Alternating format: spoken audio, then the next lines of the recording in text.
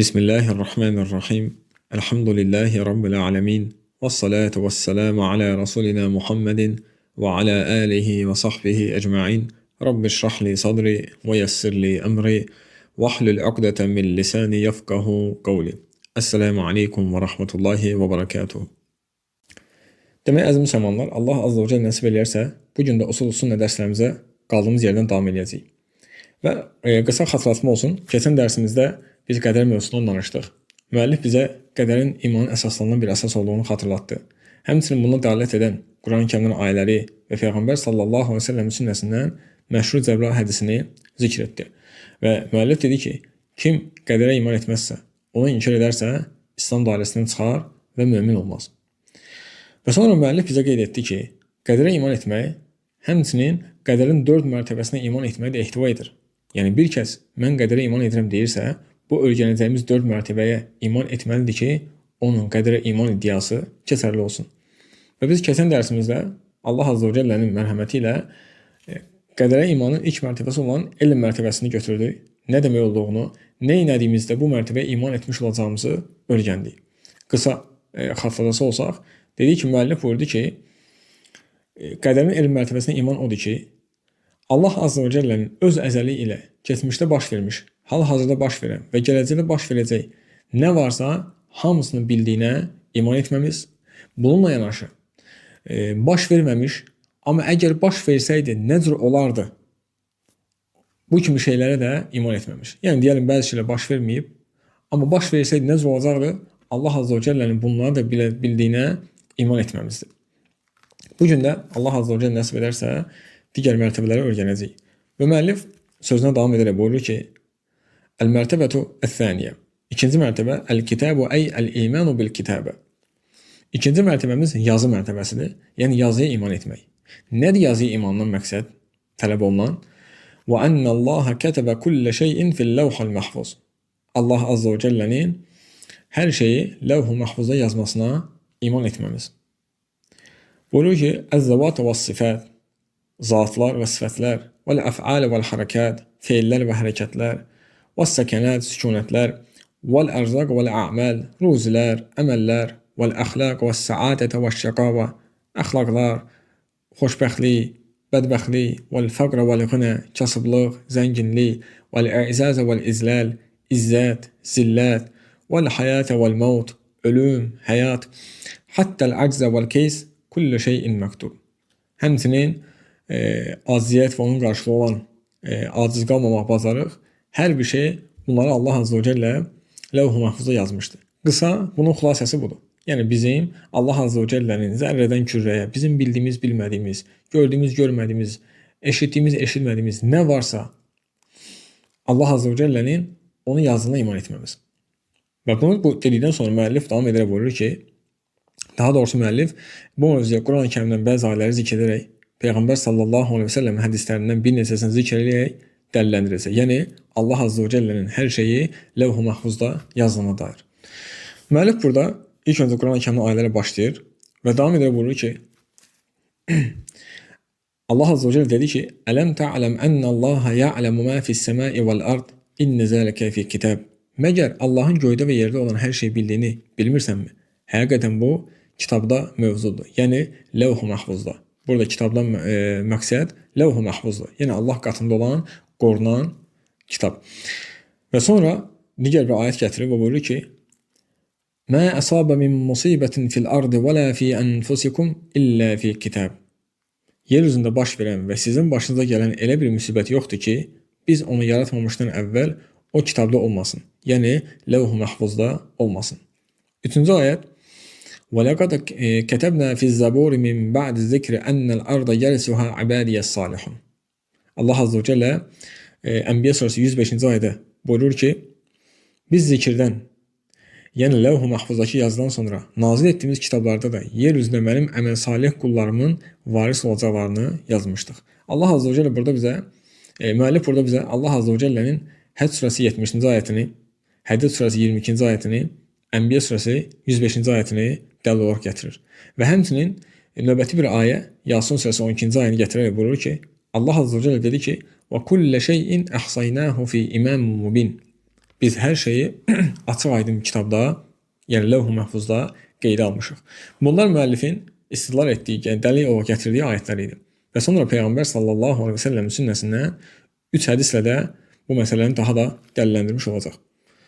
Müəllif buyurur ki, Qavluhu aleyhissalatu vesselam, Allah elçisi sallallahu aleyhi və səlləmin bu sözü və kətəbə fi zikri kullə şey, ey fil levhul mahfuz. Allah azze və cəllə zikirdə, yəni levh-i məhfuzda hər bir şey yazmışdır. Digər bir hədisdə və qalə aleyhissalatu vesselam fil hadisəl-ləzi ravahu el-imam Muslim min hadis Abdullah ibn Amr radiyallahu anhuma.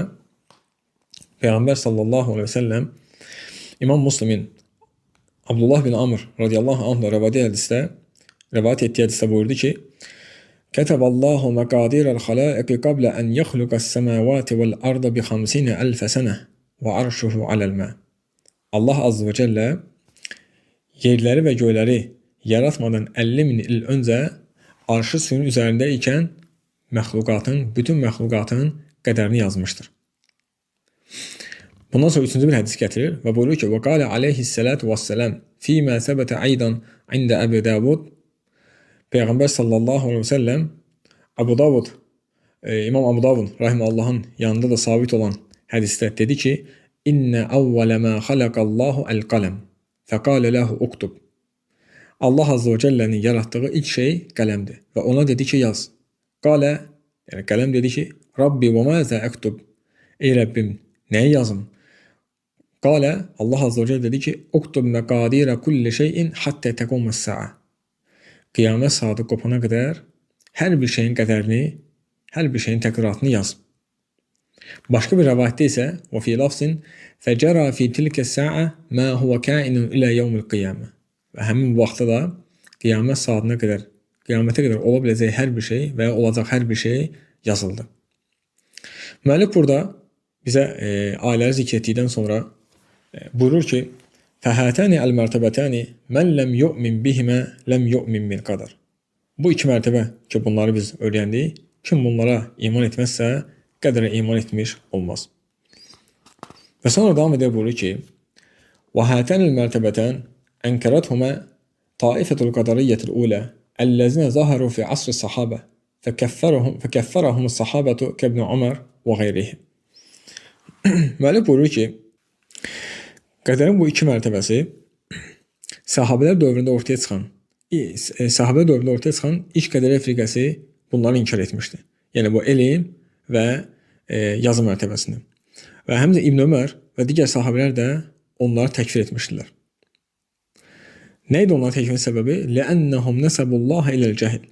Çünki onlar Allah azze və cəlləyə cahili nisbət etmişdilər. Və müəllif buyurur ki, وَانْقَرَضُوا وَانْتَهُوا وَهُمُ الَّذِينَ قَالَ فِيهِمْ الْإِمَامُ الشَّافِعِي رَحِمَهُ اللَّهُ وَغَيْرُهُ نَاظِرُ الْقَدَرِيَّةَ بِالْعِلْمِ فَإِنْ أَقَرُّوا بِهِ خَصَمُوا وَإِنْ أَنْكَرُوهُ كَفَرُوا. Müəllif buyurur ki, onların nəsli kəsildi və yox olub getdilər.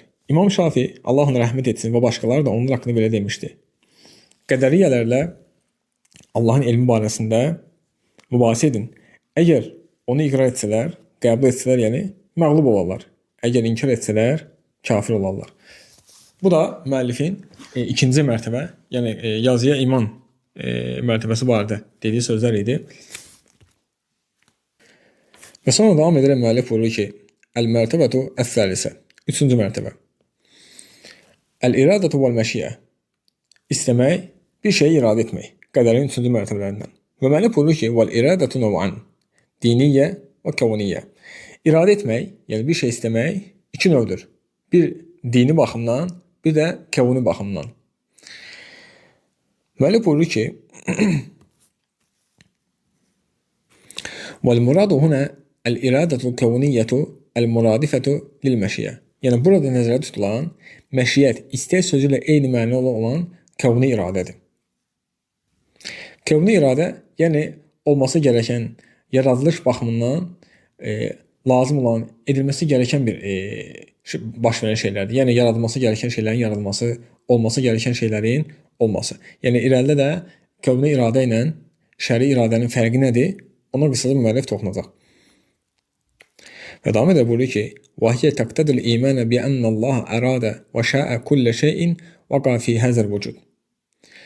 Bu da varlıq aləmində baş verən hər bir şeyi Allahın iradə edib istədiyinə iman gətirməyi tələb edir. Yəni biz qədərin el-iradə əv məşiyyə mərtəbəsinə iman dedikdə qısa xülasə olaraq nəyə anlayırıq? Bu aləmdə baş verən nələr ki var, yaxşı, pis, xoşumuza gələn, xoşumuza gəlməyən və ya bildiyimiz, bilmədiyimiz bunların hamısını Allah Azza və Cəllənin iradə edib istədiyinə iman gətirməyimizdir. Yəni heç bir şey Allahın istəyi və iradəsi xaricində baş vermir. Və sonra müəllif buyurur ki: "Fətu'minu bi'anna kull şey'in vaqa fi hazal vücud faqad sabaqat iradatullahi və məşiyyətuhu biha." Yəni sən iman gətirirsən ki, bu varlıq aləmində baş verən hər bir şeydə Allahın iradəsi və istəyi öncədən mövcud olmuşdur. Xayran kana aw şarran, barran aw fucuran, ta'atan aw ma'siyatan, imanan aw kufran. İstər xeyir olsun, istər şər, istər yaxşılıq, istər günah, istər itaət, istər asilik, istər iman, istərsə də küfr olsun. فَكُلُّ شَيْءٍ وَقَعَ فِي هَذَا الْوُجُودِ فَقَدْ وَقَعَ بِمَشِيئَةِ اللّٰهِ وَقُدْرَتِهِ. Bu varlıq aləmində baş verən hər bir şeyin Allahın istəyi və qüdrəti ilə baş vermişdir. Deməli buyurur ki: "Fələ yaqau fi mulkillahi ma la yurid." Allahın mülkündə onun istəmədiyi heç bir şey baş verməz. "Və ma vaqa minhu fa innehu mabniyun alal hikmə." Baş verən hər bir şey bir hikmət üzərində qurulmuşdur. "Fallahu Teala la yakhluqu şey'an illa li hikmə və la ya'muru bi şey'in illa li hikmə." Uca Allah hər hansı bir şeyi ancaq hikmət üçün yaradır və hər hansı bir şeyi ancaq hikmət üçün əmr edir. "Və la yanha an şey'in illa li hikmə və la yuqaddiru vuqu'a şey'in illa li hikmə." O bir şeyi ancaq hikmət üçün qadağan edir və bir şeyin baş verməsini ancaq hikmət üçün təqdir edir. Necə ki Allah Azza və Cəllə Yusuf surəsində buyurmuşdu ki: "İnne rabbeke alimul hakim." Həqiqətən Rəbbin hər şey biləndir, hikmət sahibidir. Və lihaza lamma ankara al-qadariyyetu vuqu'a al-ma'asi bi məşiyyətillah və qalu al-abdu yakhluqu fi'la nefsihi. Buna görə də qədəriyyə firqəsi günahların Allahın istədiyi ilə baş verdiyini inkar edib, bəndə öz əməlini özü yaradır dedikdə, fəradda aleyhim əhl-i sünnə fəqalu vasaftumullah bil-acz. Əhl-i sünnə onlara rəddiyə verərək belə dedi: "Siz Allahı acizlə vəsf etdiniz. Fəqultum innehu yaqa'u fi mulkihi ma la yurid və haza yalzamu minhu an yakuna acizan an yadfa şey'an la yuriduhu." Siz demiş oldunuz ki, yəni bu sözünüzdə, onun mülkündə onun istəmədiyi şeylər baş verir. Bu isə onun istəmədiyi bir şeyi dəf etməkdən aciz olması mənasını verir. Yəni bir adam bu gün qalxıb deyirsə ki, Allah Azza və Cəllə küfrün baş verməsini istəməyib. Bu Allahın iradəsi xaricindədir. Allah buna izin verməyib. Allahın iradəsi, istəyi yoxdur bunda. Hər hansı bir günah, hər hansı bir şey. O zaman əhl-i onlara deyir ki, necə olur ki Allah Azza və Cəllə mülk onundur, amma onun mülkünə onun istəmədiyi bir şey baş verir. Onun izin vermədiyi bir şey baş verir. Onun izni olmadan bir yarpaq belə yerə düşə bilmədiyi halda necə olur ki siz Allahı acizlə vəsf edirsiniz. Yəni sizin sözünüzün gərəkçəsi nədir? Allah Azza və Cəllə o sevmədiyi bir şeyi dəf etməkdən acizdir. Yəni sizin sözünün gərəkçəsi budur. Və sonra müəllif buyurur ki: "Və haza min abtalil batil." Bu da yəni fikirlərin, yanlış düşüncələrin ən batilidir. Və sonra buyurur ki: "Vel maksudu enne ma yaqa'u fi mulkillahi mineş-şururi vel-ma'asi vel-kufri fekulluha vaqi'atun bi iradatihi el-kewniyyə." Burada məqsəd odur ki, Allahın mülkündə baş verən şər, günah və küfrlərin hamısı onun kəvni, yəni yaradılışla bağlı iradəsi ilə baş verir. Və hiyə ma'a zalik muradətun la li zatiha, bəl muradətun lima yeterattabu alayha min el-hikmi vel-masalih. Bununla belə, yəni bu şeylərin baş verməsinə yanaşı, həmin şər və günahlar özü özlüyündə yox, onlardan doğan hikmətlər və faydalar üçün iradə edilmişdir. Yəni bu şeylər öz zatı üçün yaradılmamışdır. Allah onların o küfrü, o şəri, o günahı istədiyi üçün onları yaratmamışdır. Əksinə, onlardan doğan bəzi hikmətlər və faydalar üçün yaratmışdır. Müəllif buyurur ki: "Fallahu arada vuqu'al kufri vel ma'asi kawnan və qadaran, velakin ma aradahu dinan və şer'an." Allah küfrün və günahların baş verməsini kəvni və qədər baxımından iradə etmişdir. Lakin onları dini və şəri baxımdan iradə etməmişdi. Yəni onlardan razı deyil. Bəl əradahu kəvnən və qadaran limə yətərəttəbu aleyhi minəl hikəm əlləti minhə zuhuru qudrətilləhi aləl mütəqabilət. Əksinə, onun yəni günahı və küfrü yalnız ondan doğan hikmətlərə görə kəvnu və qədər olaraq iradə etmişdi.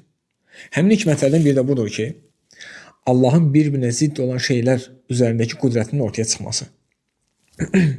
Yəni, fəl-kufru yuqabiluhu əl-iman vəl-ma'siyyətu yuqabiluha ət-ta'a. Tuqabiluha ət-ta'a vəl-leylu yuqabiluha ən-nəhar vəl-harru yuqabiluhu əl-bard vəl-hulvu yuqabiluhu əl-mur vəl-hamid. Müəllif buyurur ki, yəni dedi ki, Allah Azze və Cəllənin buradakı hikmətlərindən biri də zidd olan şeylər üzərində qüdrətinin ortaya çıxmasıdır. Yəni, küfrün qarşılığında Allahın ortaya imanı qoyması, asiliyin qarşılığında Allahın itaəti ortaya qoyması, gecənin qarşılığında gündüzü, istinin qarşılığında soyuğu, şirinin qarşılığında isə acını və turşu və s. Bu cür zidd olan şeylərdə Allahın qüdrətini ortaya qoymasıdır. Həmçinin hikmətlərdən, yəni Allahın küfrü, şirki, haramları, günahları yaratması hikmətlərdən husulul ubudiyyəti el-mutenevvi'ə fələulə xalqullahi lil-kufri vəl-məasi ləmə vücidət ubudiyyətun mutenevvi'ə. Bu hikmətlərdən biri də müxtəlif növ ibadətlərin gerçəkləşməsidir. Əgər Allah küfrü və günahları yaratmasaydı, müxtəlif növ ibadətlər olmazdı. Fələv kənən nəsu kulluhum mu'mininə fəeynə ubudiyyətul cihadi fi səbilillah və aynə ubudiyyətul vələi vəl-bəra. Əgər insanların hamısı mömin olsaydı, Allah yolunda vuruşmaq ibadəti harda qalardı? Əl-vəra vəl-bəra, yəni Allah üçün dostluq edib, Allah üçün bəraət etmək, düşmənlik etmək ibadəti harda qalardı? Və aynə ubudiyyətul da'vati ilallah və aynə ubudiyyətul əmri bil-ma'ruf və nəhyi anil munkar. Allaha dəvət ibadəti harda qalardı? Yaxşılığa əmr edib, pislikdən çəkindirmə ibadəti harda qalardı? Və aynə ubudiyyətul hubbi fillahi vəl-buğdi fillah. Allah üçün sevmək və Allah üçün nifrət etmək ibadəti harda qalardı? Yəni, bütün bunlardan nə anlayırıq? Allah Azze və Cəllə bunları yaratdı ki, bunların bir qarşılığı olsun. Yəni, küfr yarandı ki, onun qarşılığı bir iman olsun. Yəni, kimlərsə iman etsin, bu küfrlə mübarizə aparsın. Allah Azze və Cəllə asilə yanaşı itaəti yaratdı ki, yəni asilinin qarşılığı itaət olsun. Çünki bunlar olmasaydı, yuxarıda zikrin bu ibadətlər də olmazdı. Onların bir mənası da olmazdı. Yəni, kim iman gətirəcəkdi, kim Allah yolunda əziyyət çəkib, əziyyətlərə qatlanacaqdı, kim Allah yolunda dəvət edəcəkdi, kim nəsiyyət edəcəkdi, kim insanları pislikdən çəkindirəcəkdi. Çünki insanlar hamısı mömin olsaydı, onda bu ibadətlərin heç bir olmayacaqdı. Və bu da yaradılışın qayəsinin ziddir. Çünki Allah Azze və Cəllə Quran-ı Kərimdə buyurur, mən cinləri və insanları yalnız mənə ibadət etsinlər deyə yaratdım. İbadət edilməsi üçün də bunun ziddi olan şeylər lazımdır ki, ibadət edəcək insanlar, xalis insanlar, ixlaslı insanlar, Allaha təslim olan insanlar ortaya çıxsın. Və müəllif davam edərək buyurur ki, فَمَا يُقَدِّرُهُ اللّٰهُ عَلَى الْعِبَادِ مِنَ الْكُفْرِ وَالْمَعَاسِ وَنَحْوِهِمَا فَهَذِهِ مُرَادَةٌ لَا لِذَاتِهَا بَلْ لِشَيْءٍ آخَرٍ. Allahın bəndələr üçün təqdir etdiyi küfür, günah və bənzəri şeylər bunların zatından dolayı deyil. Yəni Allah bunların özünü istədiyindən ötürü yaratmamışdı. Başqa bir şey üçün iradə edilmişdi. Nədir o? وَهُوَ مَا يَتَرَتَّبُ عَلَيْهَا مِنَ الْحِكَمِ فَمَعَ أَنَّهُ تَعَالَى أَرَادَهَا كَوْنًا وَقَدَرًا لَكِنَّهُ لَمْ يُرِدْهَا دِينًا وَشَرْعًا. Bu da onlardan doğan hikmətlərdir.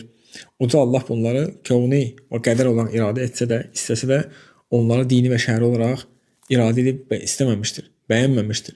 فَاللّٰهُ تَعَالَى يَكْرَهُ الْكُفْرَ وَالْمَعَاسِيَ. Çünki uca Allah küfrə və günahlara nifrət edir. Müəllif bu izahı verdikdən sonra indi gözəl bir misalla bu məsələni daha gözəl bizə aydınlaşdıracaq.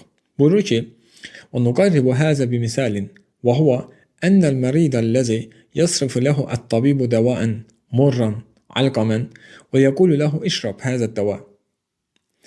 Bunu bir misalla yaxınlaşdıraq. Yəni izah edək. Həkim bir xəstəyə zəhər kimi acı bir dərman yazır və ona bu dərmanı iç deyir. فَإِنَّ فِيهِ شِفَاءَكَ وَعَافِيَتَكَ بِإِذْنِ اللّٰهِ فَيُقْدِمُ الْمَرِيدُ عَلَى شُرْبِ الدَّوَاءِ الْمُرِّ طَاعِيًا مُخْتَارًا.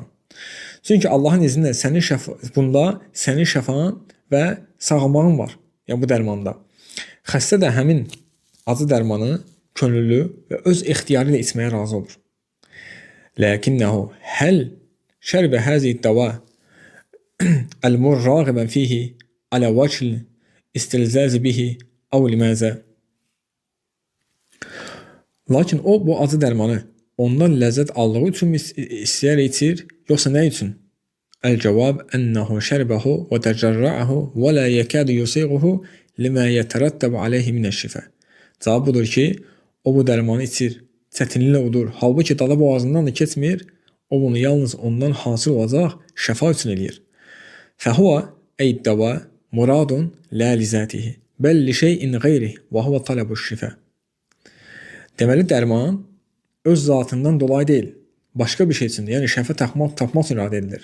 Yəni, burada həkimin xəstəyə o dərmanı tövsiyə etməsi, onun da xoşuna gələrək o dərmanı içməsi, demək ki, dərmanı özünü sevdiyindən dolayı deyil.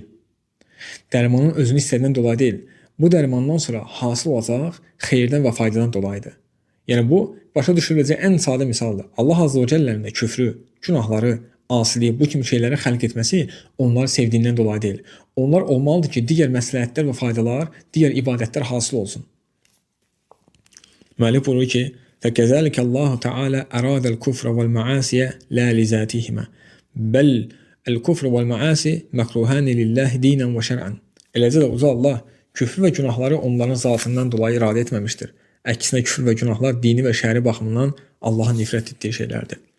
Sonra müəllif buyurur ki, لكنه أوجدهما لما يترتب عليهما من الحكم والأسرار وبسبب الجهل بهذا التفصيل ضلت القدرية. Lakin Allah Azze ve Celle bunları onlardan doğan hikmətlər və sirlər üçün var etmişdir. Bax, bu təfərrüatı bilmədikləri üçün qədəriyyə firqəsi azınlığa düşmüşdür. وَقَالُوا إِنَّ اللّٰهَ مَا أَرَادَ أَفْعَالَ الْعِبَادِ وَلَا خَلَقَهَا مِنَ الطَّاعَةِ وَالْمَعَاسِ. Onlar, yəni qədəriyyə firqəsi dedilər ki, həqiqətən Allah bəndələrin itaat və günahdan ibarət olan əməllərini nə iradə etməmiş, nə də onları yaratmamışdı. Niyə dedilər bunu? Bunun demələrinin səbəbi nədir? Firaran minəl qavli bi ənəllaha qaddərəl məasiyə və yuəzzibu aleyhə liəllə yəkuna zalimən fi zə'mihim. Onlar bunu Allahın günahları təqdir etdiyini və buna görə insanları cəzalandırdığını deməkdən qaçmaq üçün etdilər ki, öz zənlərincə Allah zalim olmasın. Güya Allaha təzim etmək istədilər. Yəni, belə desək, Allah zalim olmuş olar. Küfrü də yaradan Allah, günahı da yaradan Allah, asi də yaradan Allah, sonra bunları edən qullara Allah əzab verir. Deyib, biz bunu ispat etsək, biz bunu qəbul etsək, Allahı, haşa, yəni Allah bizim yanımıza zalim olmuş olar. Güya Allahı təzim etsinlər deyə Allah Azze ve Celle'nin əmirlərini inkar etdilər, Allahın yaratmasını inkar etdilər, Allah Azze ve Celle'nin hikmətlərindən, Allah Azze ve Celle'nin sirlərindən qafil qaldılar. Yəni, təzim etmək istəyərkən Allah Azze ve Celle'yə qarşı küfr etməyə başladılar. Allahı aciziyyətlə vəsfləndirdilər. Müəllif buyurur ki, وَهَذَا بَاطِلٌ لِأَنَّ الَّذِي يُنْسَبُ إِلَى اللّٰهِ هُوَ الْخَلْقُ وَالْإِيجَادُ وَكَوْنُهُ فِي بَعْدِ مَخْلُقَاتِهِ شَرٌ. Bu batildir, yanlışdır. Çünki burada Allah'a nisbət edilən şey yaratmaq və var etməkdir. Və bunun da bəzi məxluqatda olması şərdir. فَهَذَا مَبْنِيٌ عَلَى حِكْمَتِهِ تَعَالَى فَيَكُونُ خَيْرًا بِالنِّسْبَةِ لِلّٰهِ.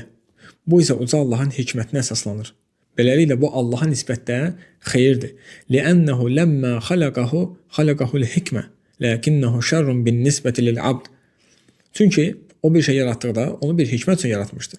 Lakin həmin şey bəndəyə nisbətdə şərdir. فَالْكُفْرُ وَالْمَعَاسِ شَرٌ بِالنِّسْبَةِ لِلْعَبْدِ الَّذِي بَاشَرَ الْمَعَاسِيَ وَفَعَلَهَا. Demək, hansı qula nisbətdə şərdir? Küfr və günahlar həmin günahları icra edən, onları işləyən bəndəyə nisbətdə şərdir. Yoxsa bir insan mömindirsə, bir insan tövhid əhlidirsə, bunların bəridirsə, əksinə onun üçün xeyirdir ki, onların müqabili olan imana, itaətə, xeyir əməlləri yönəlib və o günahların olması onun üçün bir şər olmur. O küfrün olması onun üçün bir şər olmur, əksinə xeyir olur. O küfrü, o asili, o günahları görür, onlardan təbərrür edir, onlara müqabil olan xeyir şeylərə yönəlmiş olur.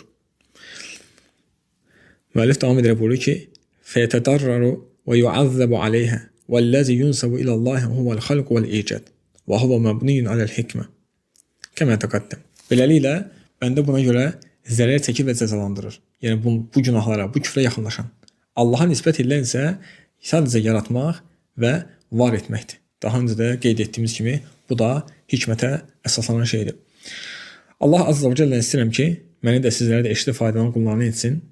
İmanın digər əsaslarına iman etdiyimiz kimi qədərə də haqqını iman etməyi bizi asanlaşdırsın. Bu barədə bilmədiklərimizi bizə öyrətsin. Öyrəndiklərimizi də əmr etməyi bizi asanlaşdırsın. Qısa bu günün xülasəsini desə olsaq, bu gün qədərin ikinci və üçüncü mərtəbəsindən danışdıq.